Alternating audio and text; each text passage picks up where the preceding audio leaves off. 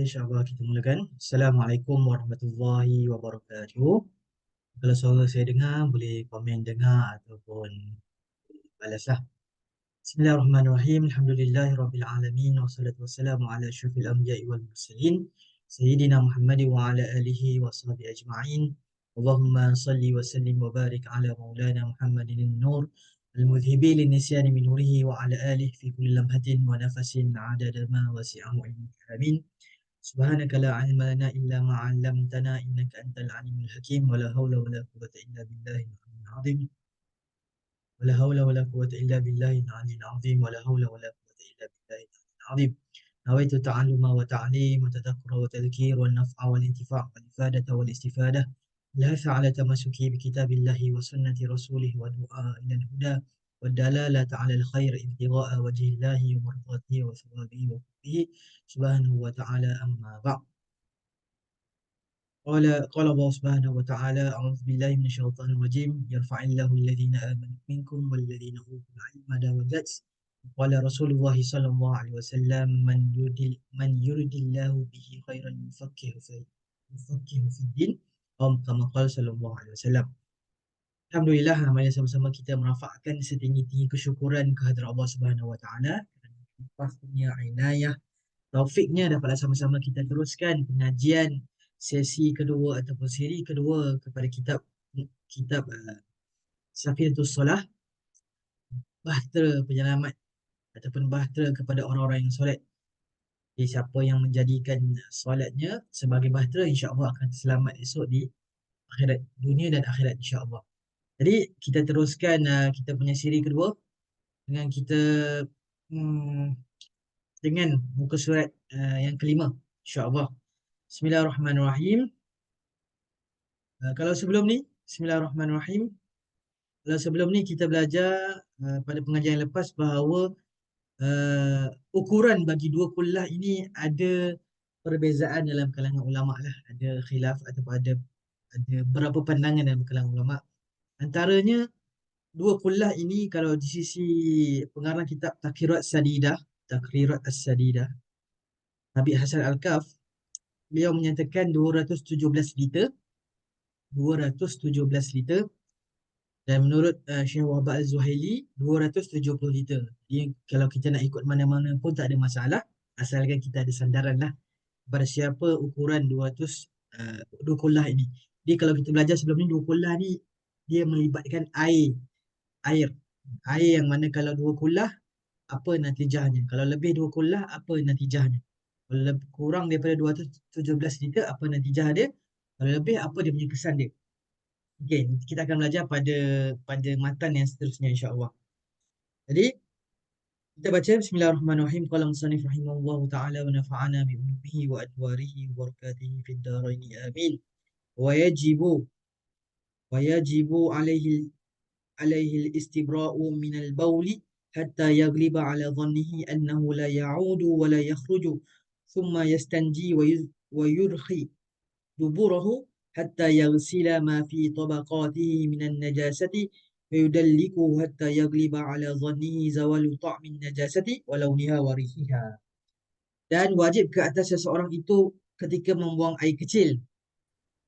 Wajib ketika seseorang itu, lelaki ataupun perempuan, ketika buang air kecil, setelah selesai dia membuang air kecil, dia kena istibra'. Istibra'. Apa itu istibra'? Suatu perbuatan untuk memastikan saki baki daripada air kencing tersebut keluar. Sama ada dengan berdeham, kan? Biasa kalau kita dengar ataupun kita amalkan, itu setiap kali lepas selesai daripada qada hajat kencing kita berdeham 3 kali. Untuk apa tu? Untuk memastikan saki baki air kencing tersebut terkeluarlah. Ataupun setengah ulama mengajarkan bahawa kita kena buat urutan sedikit kepada kemaluan, sama ada lelaki ataupun perempuan, dengan tujuan untuk memastikan air tersebut, urutan tersebut di bahagian kemaluan tersebut lah, dengan tujuan untuk memastikan saki baki air kencing yang ada dalam kemaluan kita tu keluar. Itu tujuan istibra'. Tujuan istibra'. Dari kencingnya sehingga dia benar-benar merasakan bahawa sisa kencingnya tidak akan kembali dan tidak akan keluar lagi setelah telah habis. Dengan maksud telah habis. Jadi nak pastikan sisa kencing tu apa, terus dibuang. Tak ada lagi dalam kita punya kemaluan. Kemudian selepas membuang air besar, hendaklah dia beristinja dan melabuhkan duburnya, yakni duduk. Jadi lepas buang air besar, qada hajat ataupun berak lah senang cerita. Susah pula. Bahasa kita itu, kemudian kita hendaklah istinja. Istinja kita tu sama ada tak kisahlah dengan apa, sama ada dengan air, itu yang paling terbaik, ataupun dengan batu dan sebagainya, benda yang kesat.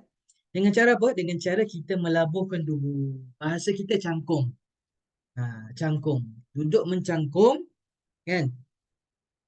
Agar apa? Agar dapat membasuh najis yang berada pada lipatan punggungnya. Dan dia menggosok-gosoknya sehingga dia benar-benar merasakan bahawa rasa, warna dan bau najis tersebut telah hilang. Ini yang paling terbaik sebenarnya. Jadi sebenarnya tandas kita tu, mangkuk tandas kita yang paling terbaik adalah mangkuk tandas model lama. Yang atuk-atuk kita pakai, yang mayang-mayang kita pakai kan. Yang ayah-ayah, mak-mak kita pakai dulu kan. Yang jenis cangkung punya. Itu yang paling terbaik sebenarnya dalam kita beristinja. Itu. Kalau contoh ada pilihan di R&R, eloknya kita ambil lah yang apa? Yang jenis cangkung. Sebab apa? Sebab dalam bab istinja ni, kita perlu pastikan tidak ada najis di bahagian lipatan-lipatan punggung kita. Jadi cara macam mana? Kalau kita cangkung, bolehlah kita capai ataupun kita bersihkan bahagian pelipat-pelipat tersebut. Tapi kalau contoh kita ambil yang apa? Yang duduk punya, jenis duduk macam sekarang ni lah, mangkuk tanda dan sebagainya, boleh juga. Tapi kena pastikan betul-betul. Buatlah cara macam mana, ikut kreativiti untuk pastikan najis kita tu betul-betul telah dihilangkan daripada kita punya pelipat-pelipat uh, punggung dan sebagainya. Jadi itu tujuan dia, dan paling ahsan, paling terbaik adalah dengan cara mencangkung. Itu ni adab qada hajat yang diajar ulama. Sampai tara tu, sampai level tu, ulama ajar kita supaya kita ni hmm, dapat qada hajat dengan cara yang paling baik sekali. Dengan cara yang terbaik sekali. Itu yang dikatakan kan. Agama Islam ni ajar kita daripada sekecil-kecil perkara sampai perkara peribadi pun dalam tandas diajar sampailah ke sebesar-besar perkara. Ini bukti dia. Inilah contohnya yang diajar oleh agama kita. Tetap pada bab ini. Dia menggosok-gosok sehingga dia benar-benar rasa bahawa rasa, warna dan bau najis tersebut telah hilang. Macam saya sebut sebelum ni kan. Kalau contoh bau saja yang tinggal, Ustaz. Ada bau saja yang tinggal. Yang tinggal bau saja. Masih dimaafkan. Kan? Warna, rasa dah hilang dah. Bau je ada, Ustaz. Nah, kan? Kita pun contoh bau kan. Bau kat tangan. Ustaz ada bau lagi. Uh, Ataupun hmm, orang yang istinja pakai batu kan. Boleh katakan 100%, tak sampai 100% lah sebenarnya. Uh, Bau, warna, rasa tu dapat dihilangkan. Paling tidak warna dan rasa tu dihilangkan, tapi bau masih ada. Bau masih ada. Sebab apa? Dia pakai istinja pakai batu. Contoh kalau dia punya apa? Dia punya kain contohnya, sudah pasti akan bau punya. Akan bau punya. Ustaz macam mana tu? Bau masih ada. Kalau bau masih ada, masih dimaafkan. Masih boleh dimaafkan. Ataupun warna, Ustaz. Kita gosok, masih lagi ada warna. Contoh ni kalau bab bukan pada punggung lah. Ni pada contohnya pada pakaian kan. Pada mana? Pada lantai dan sebagainya. Dah gosok dah. Tapi yang tinggal warna sahaja. Dan rasa tu masih ada tekstur. Rasa tu yang kita pegang tu, sentuh tersebut, dah tak ada, baru boleh. Contoh Ustaz, bau dengan warna, bau dengan rasa. Bau dengan rasa, ataupun macam mana? Tak hilang, ataupun bau dengan rasa masih ada, tak boleh. Dia kena bau semata-mata ataupun warna semata-mata, barulah dimaafkan. Kalau bau semata-mata maksudnya warna dan rasa tu dah hilang dah. Kalau warna semata-mata, bau dan rasa tu dah hilang. Ni kategori yang dimaafkan. Okey. Sehingga dia benar-benar merasakan bahawa rasa, warna dan bau najis tersebut telah hilang. Okey. Wa mata laqatin najasatul madhkuratu al-ma'a fa in kana kullatain lam yanjus illa in ghayyarat ta'mahu aw launahu aw rihahu wa yatuhuru bi zawali taghayyuri. Apabila najis-najis yang telah dinyatakan tadi terjatuh ke dalam air, maka sekiranya kadar air tersebut 2 kolah atau lebih, maka air itu tidak akan menjadi najis, melainkan jika najis itu mengubah rasa, warna dan bau air tersebut, air itu akan menjadi suci kembali apabila hilang perubahan tersebut. Ini cerita kalau dalam paragraf ni, ini cerita pasal air yang lebih daripada 2 kolah. 2 kolah berapa tadi kita cakap? Kita cakap 2 kolah tadi 217 liter ataupun 270 liter. Ha. Kalau ada contoh ada najis yang jatuh kepada air, air yang melebihi 2 kolah. Kita bayangkan kolam masjid lah kan. Kolam masjid besar tu, sudah pasti tu lebih daripada 2 kolah. Kolah 217 liter ataupun lebih, ataupun 270 liter ataupun lebih. Tengok-tengok kita nampak dekat air tersebut ada contohnya tak cicak. Itu dimaafkan. Contoh lagi ekstrim, kita nampak bangkai kucing.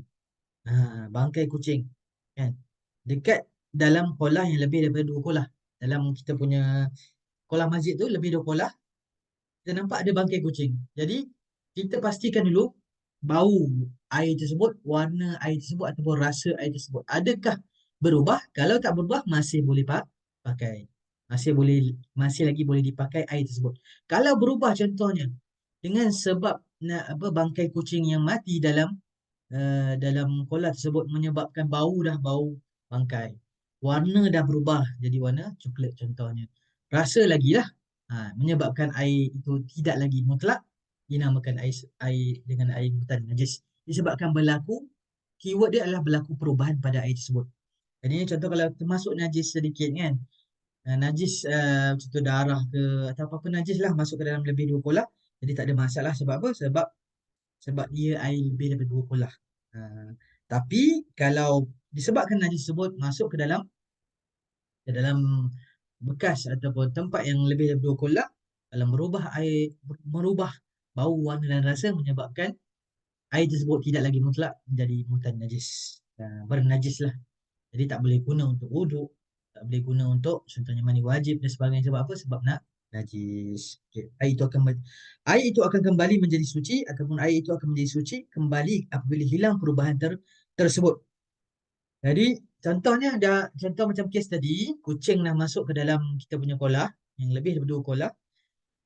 Satu ketika dah kita buang kucing tersebut, kemudian air kita tambah, ataupun kita tambah air pun kita biarkan. Dan air tersebut kita tengok dalam 2-3 hari dah kembali jernih contohnya lah. Kita boleh guna air tersebut kalau lah tak ada bauan dan rasa, ataupun ditambah dengan air yang lain. Kalau contoh dekat masjid kan, kolah tu confirm lah ada air, ada saluran pipe dia yang betul-betul tajdid air itu sentiasa kan, menyebabkan air itu boleh dipakai kalau dah hilang warna, bau dan rasa kepada air tersebut. Yes. Ni mudah je ni, insyaAllah. Okay. Wa in kana aqalla minhuma yanjusu bil mulaqati wa in lam yataghayyar wa yadhkuru bi bulughi kullatain. Kiranya air yang terjatuh najis itu, sekiranya air yang terjatuh najis itu kurang daripada 2 kolah, maka ia akan menjadi najis. Sebaik saja air itu terkena najis itu, sekalipun sifat-sifatnya tak berubah, air itu akan kembali menjadi suci apabila kadar air itu mencapai 2 kolah. Ini kes kalau kurang daripada 2 kolah. Contohnya baldi kita dekat dalam tandas kan, confirm lah kurang daripada 2 kolah. Terpercik contohnya air kencing, terpercik contohnya darah kan, darah. Walaupun setitis masuk ke dalam air, tidak berubah pun air yang ada dalam baldi tersebut. Maksudnya warna tak berubah, bau tak berubah, rasa tak berubah, tetap dihukumkan sebagai air mutan najis. Sebab apa? Sebab kurang daripada 2 kolah ataupun 2 kullah. Bahasa Arab dia 2 kullah. Cara dia macam mana Ustaz nak pastikan air ni boleh diguna? Kita kena contohnya tuang dalam uh, atau bukan tuang, kita tambah air tu sehingga 2 kolah. Buatlah macam mana cara pun, pindahkan ke bekas yang lebih besar ke dan sebagainya, kemudian tambah air sehingga mencapai 2 kolah, barulah air yang tadi tu boleh dipakai. Kalau kita pakai juga air yang masuk najis, nama dia mutan najis, tak sah kita guna untuk uduk, untuk apa dia, untuk mandi wajib dan sebagainya. Habis, ini mudah. Yang mudah-mudah kita lajukan. وما تعلقت النجاسات المذكورة مائعا غير الماء تنجس بملاقاتها قليلا أو كثيرا تغير أو لم يتغير ولا يطهر قط. Apabila najis-najis tersebut terjatuh ke dalam cecair selain daripada air, maka cecair itu akan menjadi najis. Sebaik saja najis itu bersentuh dengan cecair tersebut, tidak kira sama ada cecair itu sedikit atau banyak, berubah sifatnya ataupun tidak, cecair itu sekali-kali tidak akan menjadi suci lagi. Ini kes contohnya dalam kita punya tong tu, contoh tong air. Ni kalau masuk ke dalam cecair, cecair itu maksudnya selain air. Contohnya tong air sirap contohnya. Ha, tong air yang balang tu kan, air balang tu. Tiba-tiba dalam tong air sirap ni contohnya ada apa? Dia kata apa?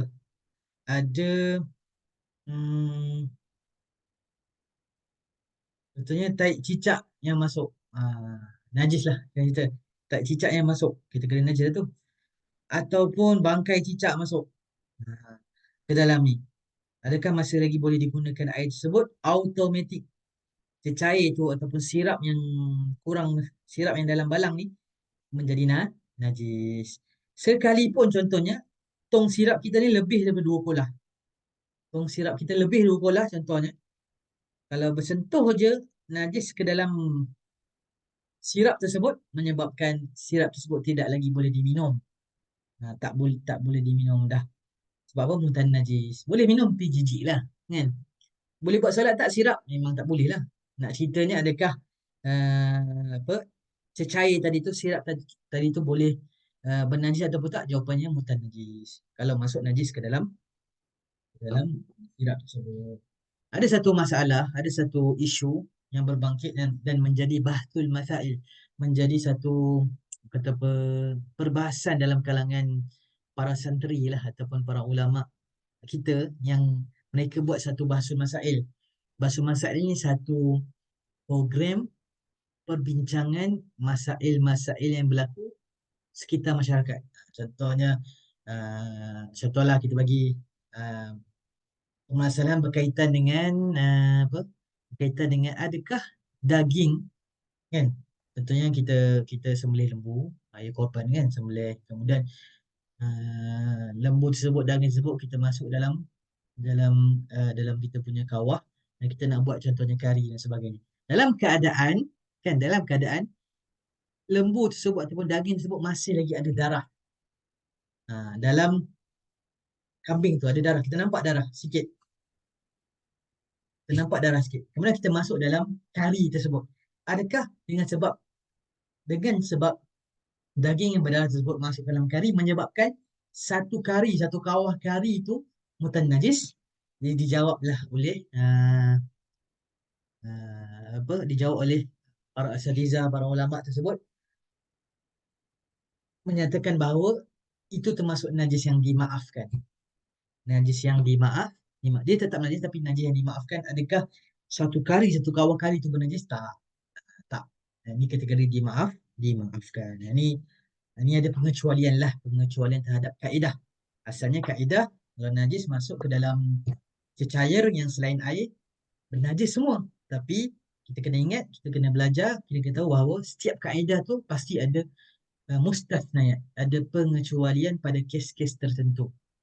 Alah dari dalil dia kan yang tak adalah kita nak bincang kat sini. Kalau kita belajar uh, lebih mendalam kita akan jumpa dalil-dalil dia dan sebagainya. Jadi likulli qaidatin mustasnayat, setiap kaedah pasti ada pengecualian. Salah satu contohnya adalah ini. Okey, habis. Kemudian kita terus. Asani taharatun bil wudu'i wal ghusli. Yang kedua adalah bersuci dengan wuduk dan mandi wajib. Ini apa ni sebenarnya? Ini kita sebenarnya tengah belajar syarat sah solat.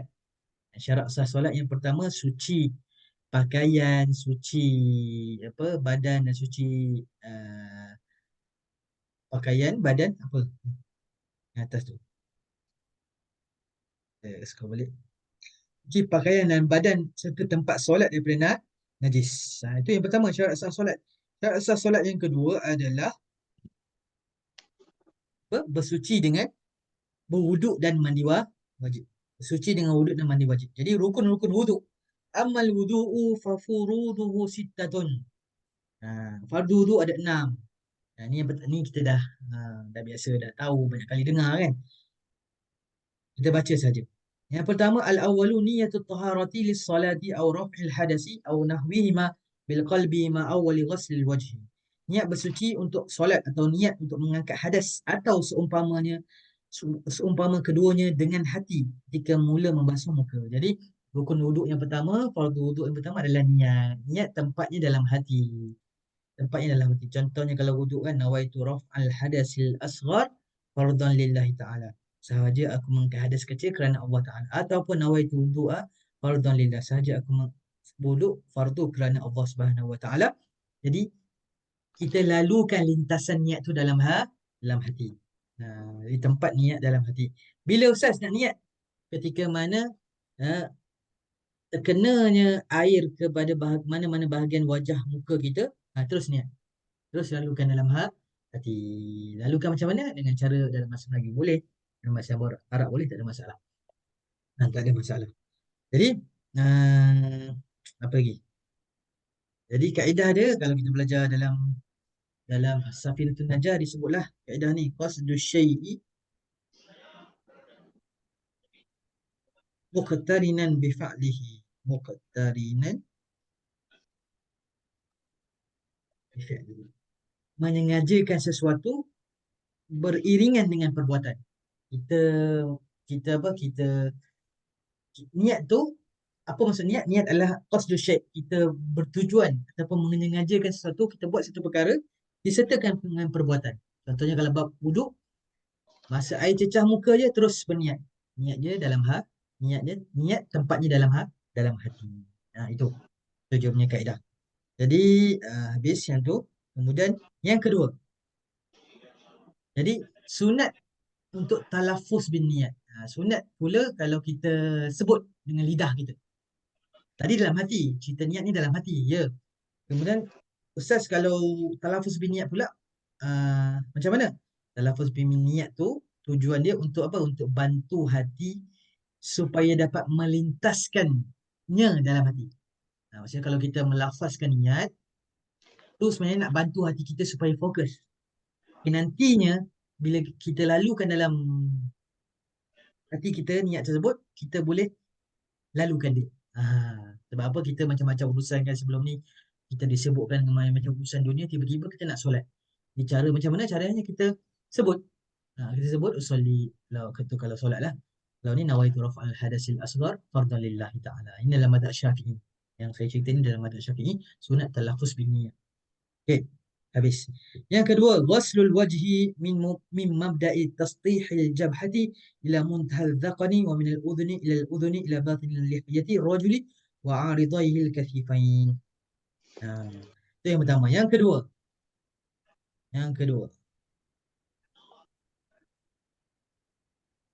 Eh,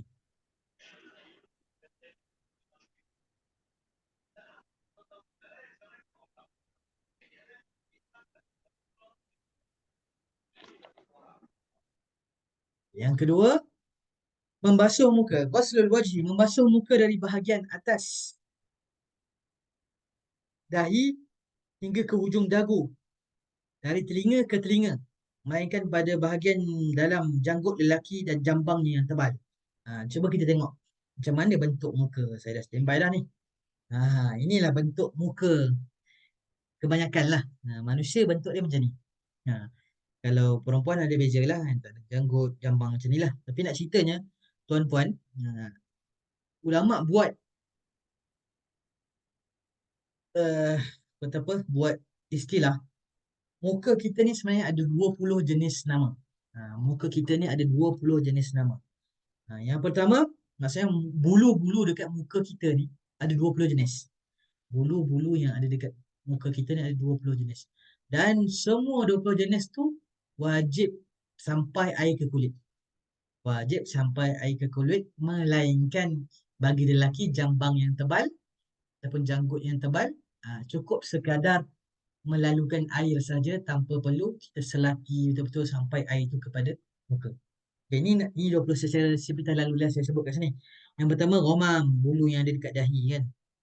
Bulu yang ada dekat dahi. Wow.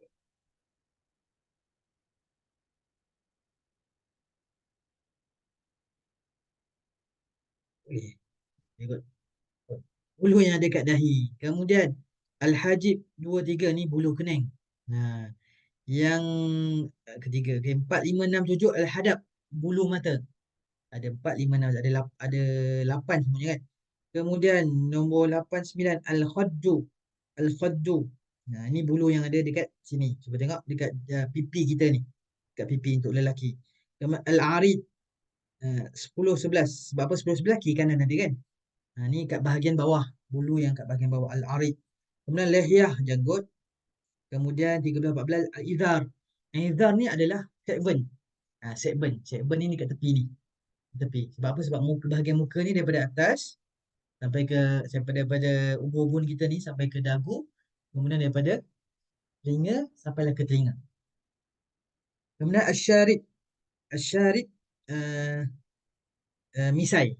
Misai pun kena lalukan air sampai air kepada kulit. Kemudian sibal. Sibal ni tepi misai tu. Cuba tengok 16 17. Kemudian 18 19 an-nafakah. Ni kat bahagian bawah bibir. Bahagian bawah bibir. Kemudian al-anfaqah. Bawah bibir tersebut. Yang ni semua ada 20 jenis nama bulu yang ada pada muka. Jadi kalau nak ambil wuduk, wajib kita pastikan air tersebut kena pada muka keseluruhannya. Termasuk 20 bulu tadi. Kecuali kalau contoh lelaki tersebut uh, jambang dia tebal. Macam mana Ustaz nak tahu jambang orang tu tebal ataupun tak? Dalam dalam kita berdepan dengan dia, dalam kita bercakap dengan dia, adakah kita nampak nampak warna kulit kepada dagu tu? Nampak tak warna kulit pipi dia? Kalau kita hanya nampak janggut, nampak jambang semata-mata, menunjukkan kita punya ataupun orang tu punya janggut ataupun orang tu punya jambang tebal. Ustaz, untuk perempuan Ustaz, ni Ustaz, ni Ana, ni saya yang bagi soalan. Cetuskan persoalan kan. Kalau perempuan, dia ada segmen. Perempuan pun ada segmen kan. Kalau segmen yang panjang, adakah wajib untuk air tu, ha, untuk air tu dibasuh sampai ke hujung segmen tu? Kan perempuan panjang kan. Kalau contoh rambut dekat segmen tu panjang sampai ke sini contohnya. Adakah perlu dibasuh semua keseluruhan segmen dia? Jawapannya perlu dibasuh. Sebab apa? Sebab rambut tersebut berada dalam ukuran muka. Rambut di segmen tu berada dalam ukuran muka, wajib kita basuh sampai ke hujung. Ini cerita kalau muka. Sebab tu kalau nak mudah, kalau nak kata apa, langkah selamat, kalau bahagian bahagian apa segmen yang panjang ni potong sikit untuk apa? Untuk memastikan kita kita segmen kita ni dibasuh dengan sempurna. Ha, kalau keadaan biasa boleh lah, tak ada masalah. Tak ada masalah. Itu kalau nak mudah dalam bab wuduk. Okey. Apa lagi kita nak sebut kat sini? Juga untuk bahagian muka kena pastikan semua kena air. Jadi kalau perempuan juga lagi kan biasa pakai makeup dan sebagainya, kena pastikan makeup tu buang dululah, basuh dulu. Basuh semua-semua dulu, gincu semua basuh dulu. Barulah kita start dengan air yang baru untuk wuduk dengan niat sekali. Sebab apa? Kalau contoh dengan makeup tersebut, kita ambil air, kita basuh dengan makeup tu, nama dia air mutaghayyir. Air mutaghayyir tak sah untuk kita ambil untuk gunakan untuk wudu. Okey, habis. Hmm. Saya. Kalau soalan boleh tanya. Ketiga. Ketiga, as-salis ghuslul yadaini ma'al mirfaqain. Membasuh kedua-dua tangan sehingga ke siku. Ni sedia maklum lah. Kalau okey, habis. Okey, kalau untuk lebih baik, kita kena lebihkan bahagian siku. Lebihkan bahagian. Sama juga tadi sebenarnya untuk muka tadi. Eloknya lebihkan bahagian bawah dagu pun kita lebihkan. Kita lebihkan sebab apa? Sebab ada kaedah dalam dalam kaedah fiqhiyah menyebutkan la yutimul wajib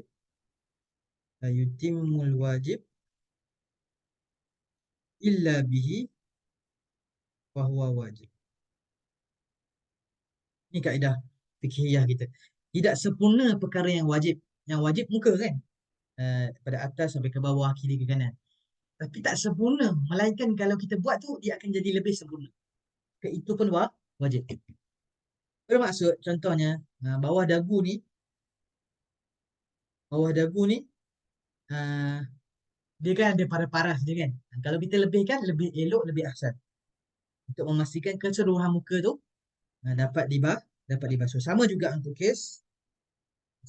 untuk uh, kes tangan ni, untuk membasuh tangan ni pun sama. Waslul yadaini ma'al mirfaqain, kita lebihkan bahagian siku ni, lebihkan sikit. Tujuan apa? Tujuannya untuk la yutimul wajibu illa bihi fahuwa wajib. Tidak sempurna yang wajib, melainkan dengannya maka ia pun menjadi wajib.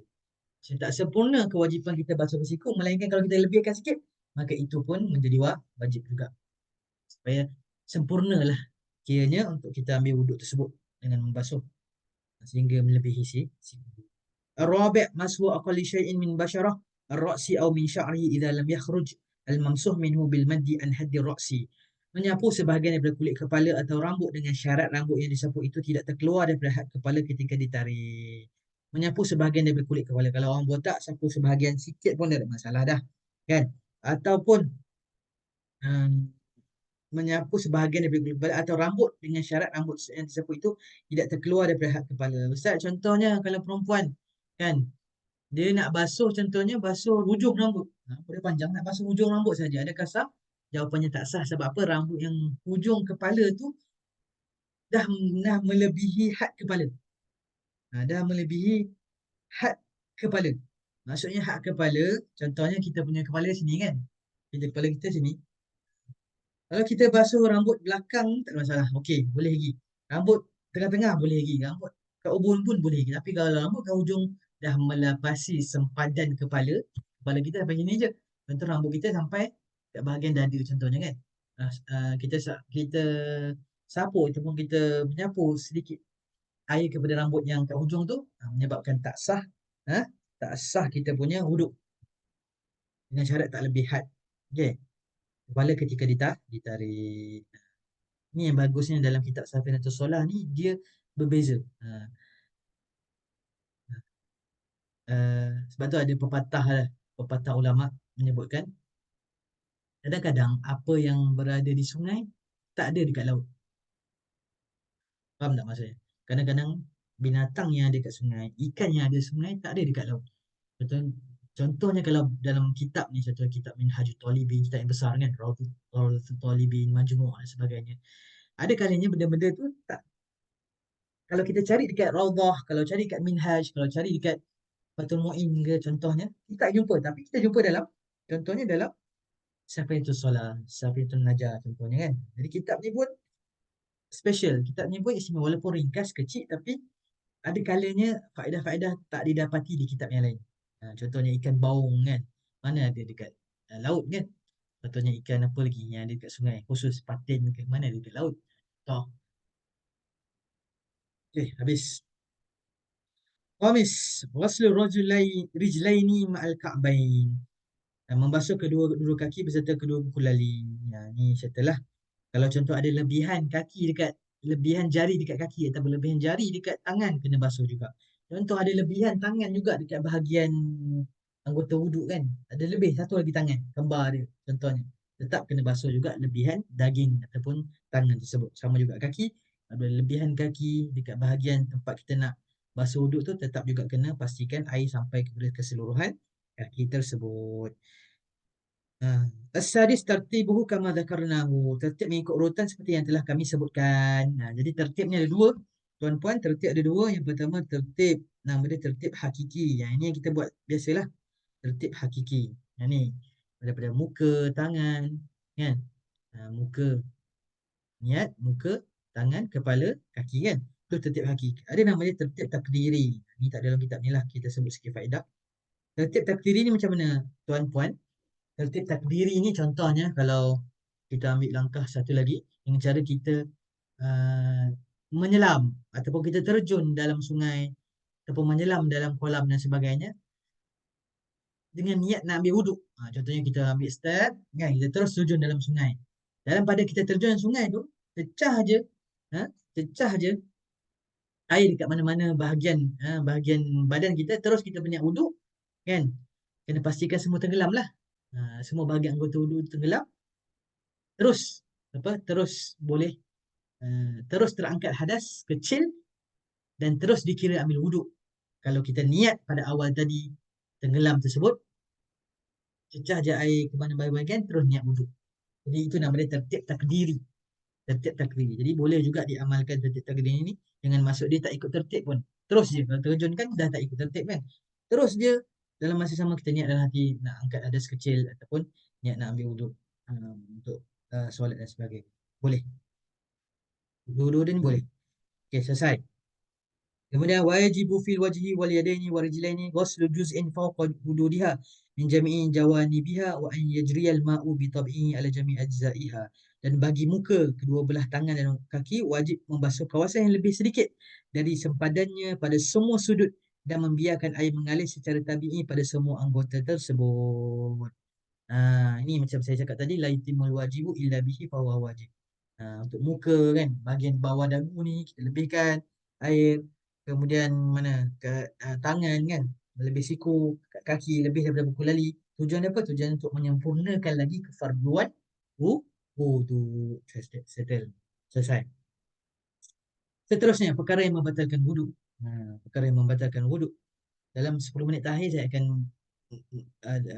jawab soalan lah. Kalau ada soalan boleh type dan juga boleh terus tanya melalui Zoom ni lah.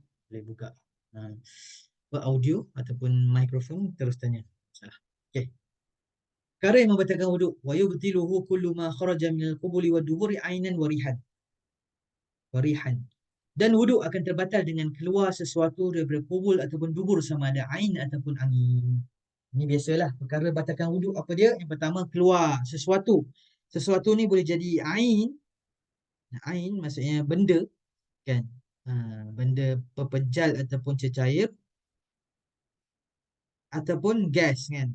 Bolehlah tiga-tiga tu. Gas. Itu dalam keadaan biasa. Maksudnya dalam keadaan adatan, kebiasaan, keluar najis lah kan.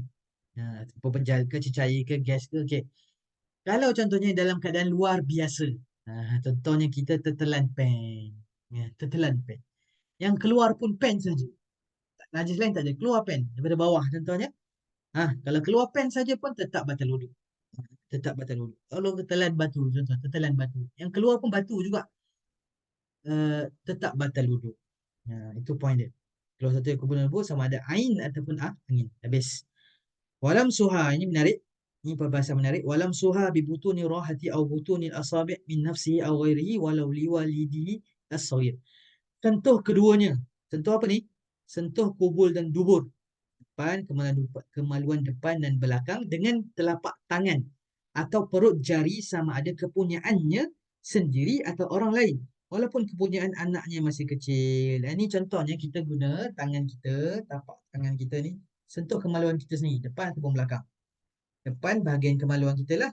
Belakang tu dalam halaqah dubur tu kita sentuh. Dengan tapak tangan. Tapak tangan ni macam mana Ustaz nak tahu? Kan? Tapak tangan, kita ambil air, kita tekap kat dinding. Itulah gambaran tapak tangan. Ustaz, kalau celah-celah jari ni tapak tangan tak? Celah-celah jari tak nama tapak tangan. Celah-celah jari ni tak nama tapak tangan. Hujung jari Ustaz dekat apa? Dekat kita punya kuku ni, hujung jari. Tu pun tak termasuk tapak tangan. Tak termasuk tapak tangan. Tak termasuk tapak tangan. Sentuh sendiri punya ataupun sentuh orang lain punya ataupun sentuh baby punya, kan? Bayi kecil. Sentuh dia punya menyebabkan kita batal kita punya wuduk. Sebab tu ada saya dapat soalan daripada, bukan soalan lah, dapat kata sharing, yang mana kita dulu mungkinlah mak-mak kita, nenek kita, atuk kita ni, dia basuh, dia nak basuh apa contoh kencing, berak, kencing lah, kencing kita ambil kan, berak ekstrim sangat, air kecil anak dia dan sebagainya, dia akan guna kaki. Dia akan guna kaki. Setengah tempat lah, setengah orang dia akan guna kaki. Sebab apa dia guna kaki? Agak-agak kalau kita sentuh pakai kaki untuk bersihkan pengaluan anak dia, tak batal wuduk kita. Sebab apa? Yang batal wuduk adalah guna tapak tangan. Kalau guna kaki, setengah setengah ada macam tu. Dan pernah nampak juga ada orang buat macam tu kan. Untuk apa? Supaya dia nak jaga wuduk dia kan, tak nak terbatal, jadi guna kaki. Ini kaki untuk masuk kemaluan anak dia bila dah selesai, selesai kodok lah untuk hajat. Itu. Okey, nanti saya akan hmm, tapi kat sini guna langsung kan. Lah, terus dulu.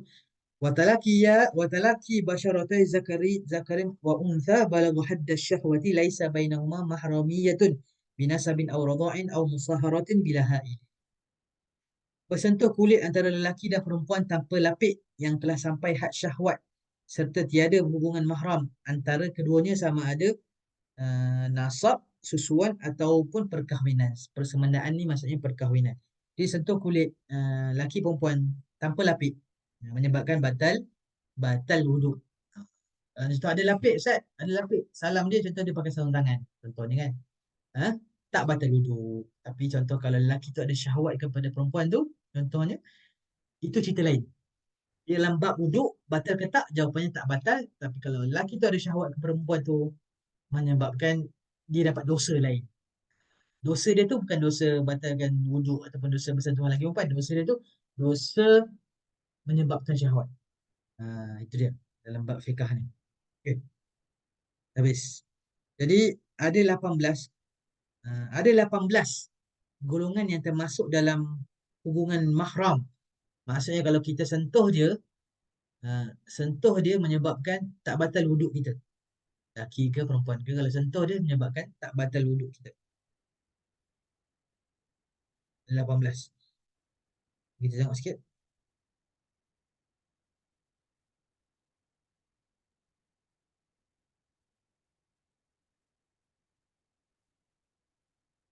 Ni ada 18. 3, 7, 10, 17, 18. Berapa tu? Bukan. 7, 7, 14. 18 betul lah. Ni boleh screenshot, boleh buat apa pun. Nanti boleh baca sendirilah. Ini antara golongan kalau kita sentuh dia tak batal wuduk. Disebabkan nasab keturunan kita ataupun disebabkan radha'ah susuan kita, ibu susuan, anak susuan dan sebagainya, ataupun disebabkan musaharah. Musaharah ni apa? Perkahwinan. Anak tiri perempuan, ibu tiri, ibu mertua menantu. Tak batal wuduk. Kita lelaki contoh ada menantu perempuan, kalau salam dia tak batal wuduk. Okey. Habis.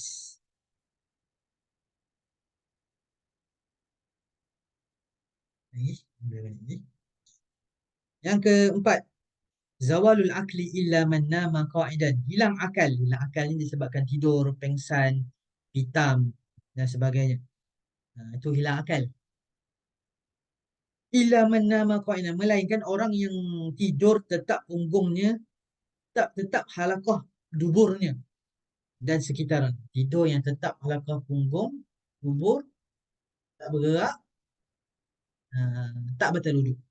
Kalau dah tidur baring, tidur miring dan sebagainya, confirm dah batal wuduk. Batal wuduk. Okey, habis. Contoh tidur ketika sujud kan. Ni masa-masa zaman sekolah dan sebagainya. Tidur masa sujud. Mungkin subuh kan. Biasalah. Baru masuk form 1 kan. Ngantuk. Pukul 4 pagi dah bangun. Mandi dan sebagainya. Bersihkan diri. Masa nak tahajud. Masa tu tertidur. Kan. Tidur pula dalam sujud. Bila tidur dalam sujud. Morning semua dah selesai dah. Dah tak ada dalam surau dah. Tinggal dia seorang. Batal tak dia punya solat? Batal lah. Wuduk dia batal tak? Batal.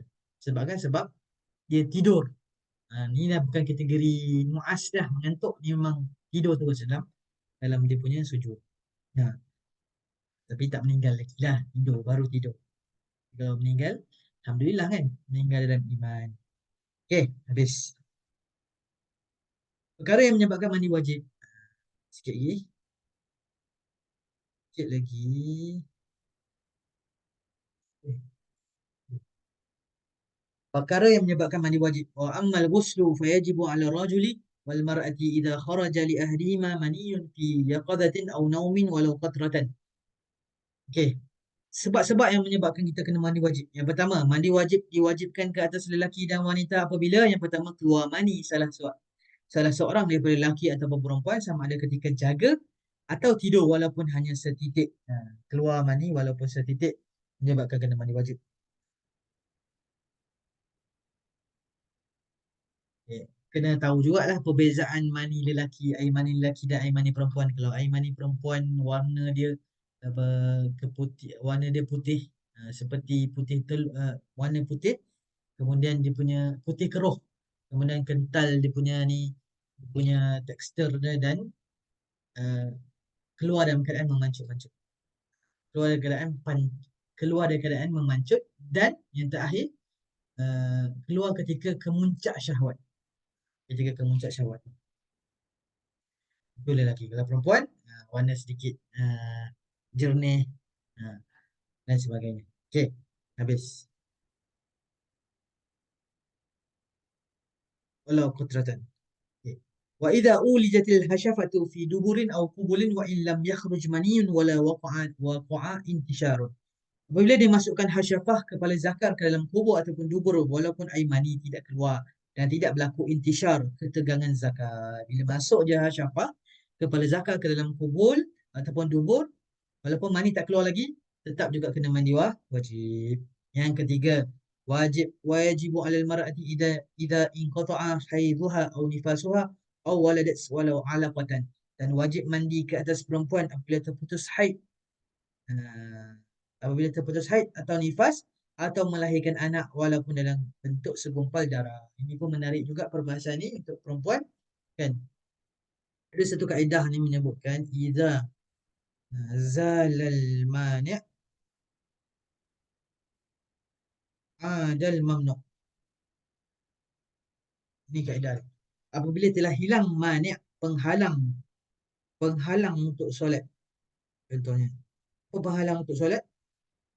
Solat ni menyebabkan seorang wanita itu, perempuan itu tak boleh untuk haid itu menyebabkan haid itu menjadi penghalang kepada wanita untuk solat. Jadi apabila hilangnya mani', penghalang untuk solat itu haid, maka kembalilah yang dihalang tu solat.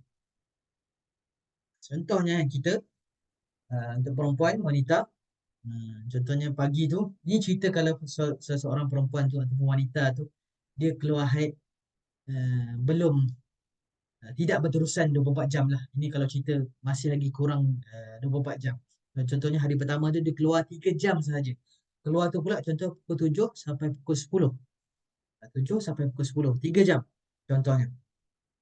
Kemudian dalam pukul 10 tu dia ataupun sebelum, dia tak tahulah ni bukan dia pergi tandas contohnya pukul 10 tu tengok dah tak ada darah, dah berhenti darah, dah kering darah. Masa dan ketika itu lagi beberapa jam nak Zuhur contohnya. Bila masuknya waktu Zuhur, dia tengok sekali lagi, kalau tak ada darah pada ketika itu, dia bersihkan saja kawasan yang terkena darah tersebut, kawasan yang berdarah disebabkan darah haid tersebut, bersihkan saja, terus boleh solat. Terus boleh solat.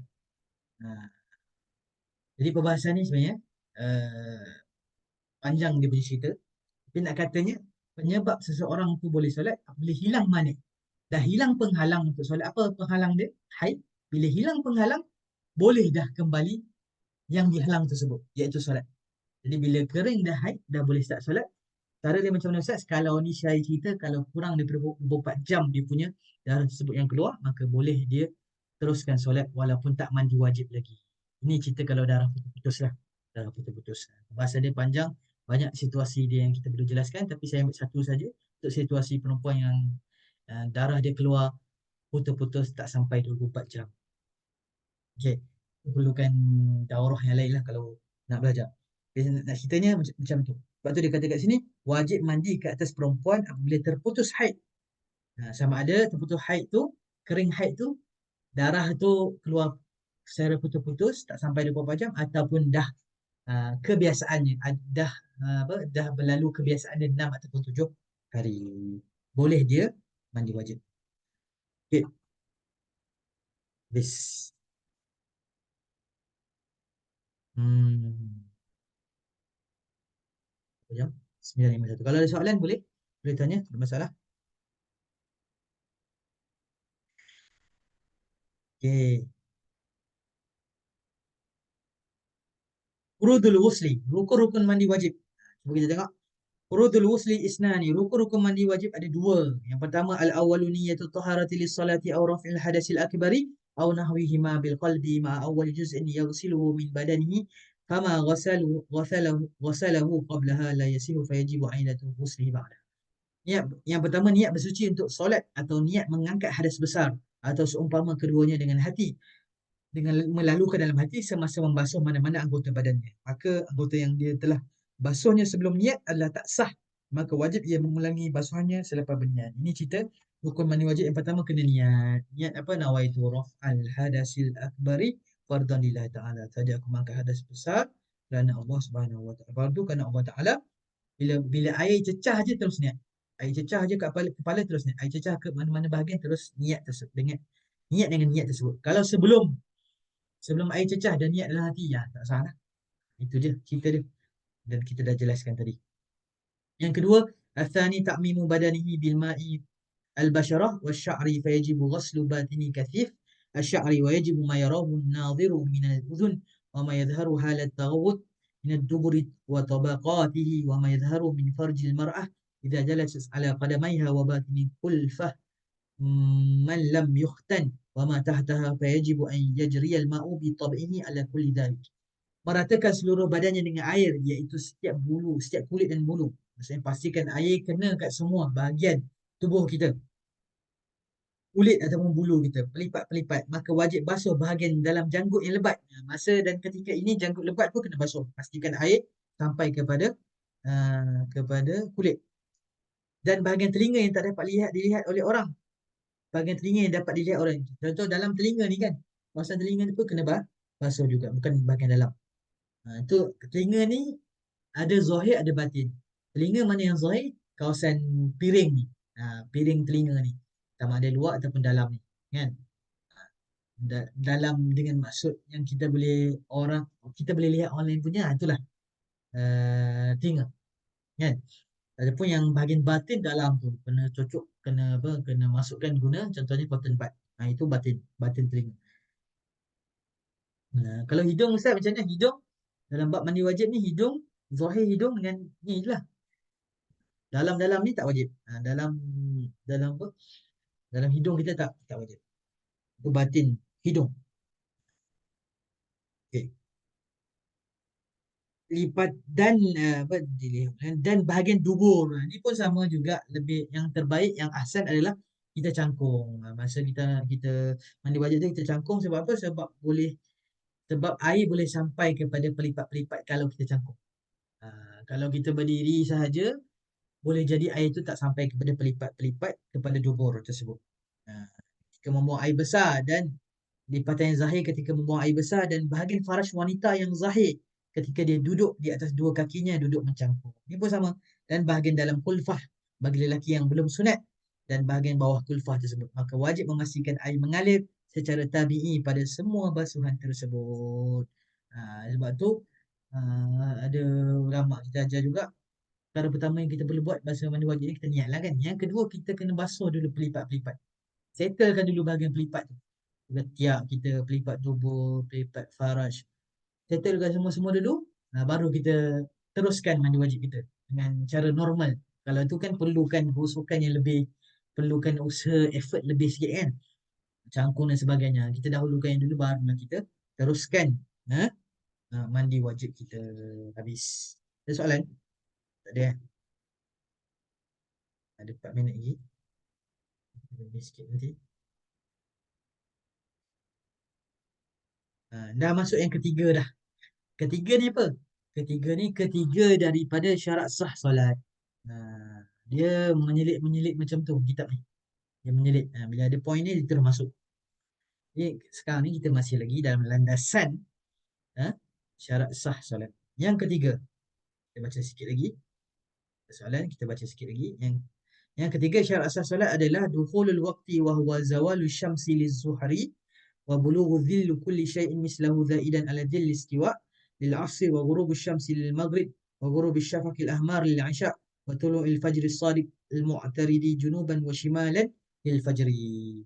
Jadi syarat sah solat yang ketiga adalah masuk waktu, iaitu gelincir matahari bagi waktu zuhur. Apabila bayang-bayang menjadi okey. Masuk waktu ni dengan cara kita melihat kepada matahari lah.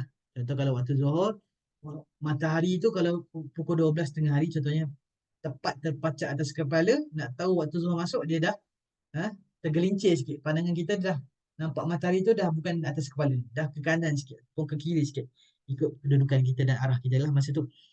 Ha, kalau zaman sekarang ni dah ada takwim jam dan sebagainya, tak ada masalah. Ini cerita kalau contoh dalam hutan dan situasi yang menyebabkan tak ada apa, tak ada alat untuk kita ukur masa tersebut, ataupun maksud saya kita tak tahu waktu solat, tak tahu waktu solat. Jadi cara macam mana? Tengok matahari ataupun tengok bayang. Contoh untuk asar, apabila bayang-bayang sesuatu menjadi sama panjang dengannya, bahkan lebih lagi daripada bayang rembang bagi waktu asar. Contoh kita pacak tiang, pacak kayu, bayang tu hampir sama.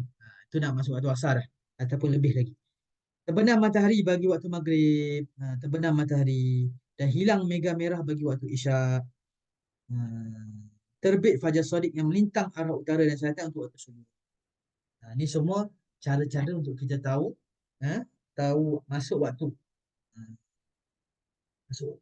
Kalau isyak ni, bila dah, kalau maghrib ni biasanya kita akan nampak dekat kaki langit ni dia macam warna oren, kekuning-kuningan kan? Kekuning-kuningan. Waktu senja, kan? Itu maksudnya nak masuk dah waktu maghrib. Waktu isyak ni bila? Bila betul-betul gelap gelita, betul-betul pekat malam, macam tu. Itulah waktu isyak.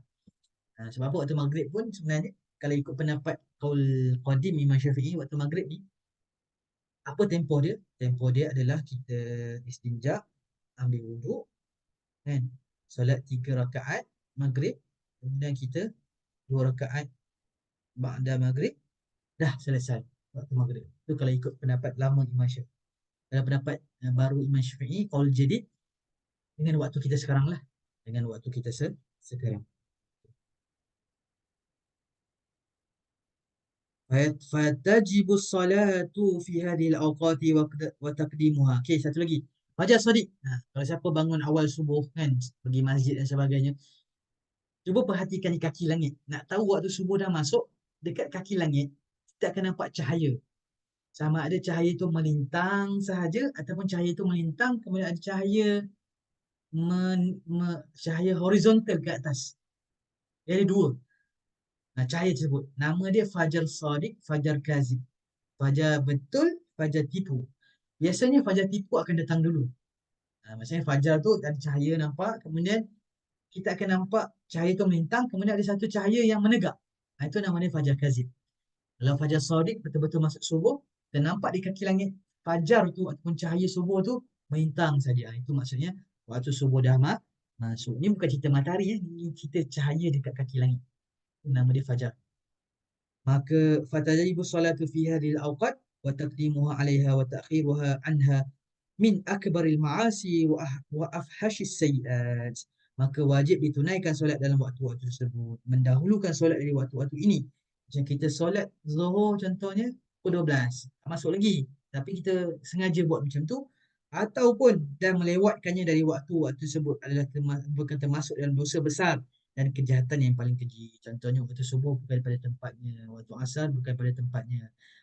Kalau dengan sengaja kita buat macam tu menyebabkan boleh dosa besar. Contoh kalau ada keuzuran yang lain menyebabkan perlu qada disebabkan perjalanan dan adalah masyarakat yang lain, di sana ada kata apa, ada bukan rukhsah lah, di sana ada kelonggaran dari sudut nak qada segera ataupun qada boleh ditangguh.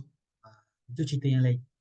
Bila mana seorang tu tertinggal waktu solat, dia solat bukan pada waktunya, kalau secara tak sengaja ada keuzuran, dia kena qada juga. Kalau tinggal solat tu, kalau disebabkan ada uzur, tak berdosa, tapi kena qada solat. Qada tu kena tengok pula. Kalau memang ada sebab, boleh qada tangguh lah. Maksudnya tak semestinya, contoh kalau tertinggal subuh, terus kalau kalau tertinggal subuh dengan sebab ada keuzuran. Uzuran tu contohnya apa?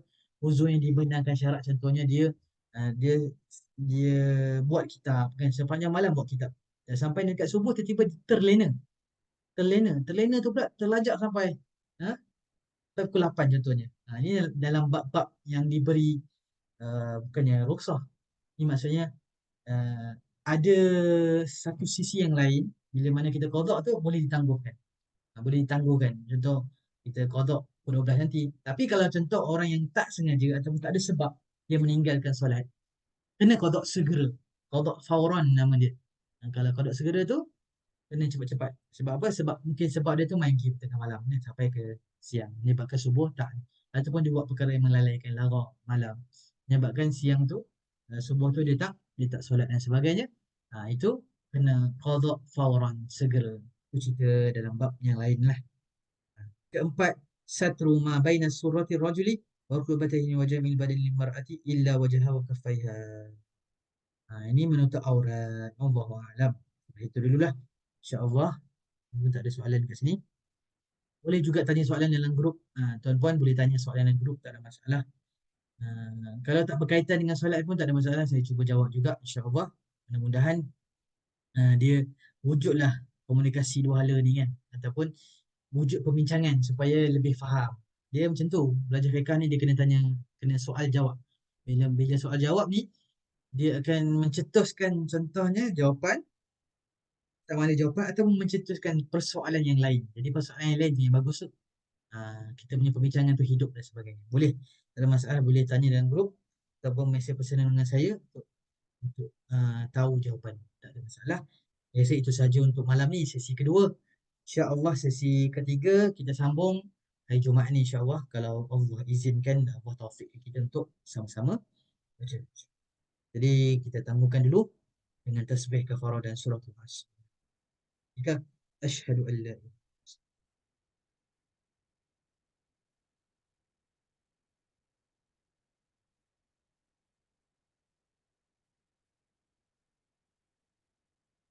Afu minkum, wassalamualaikum warahmatullahi wabarakatuh.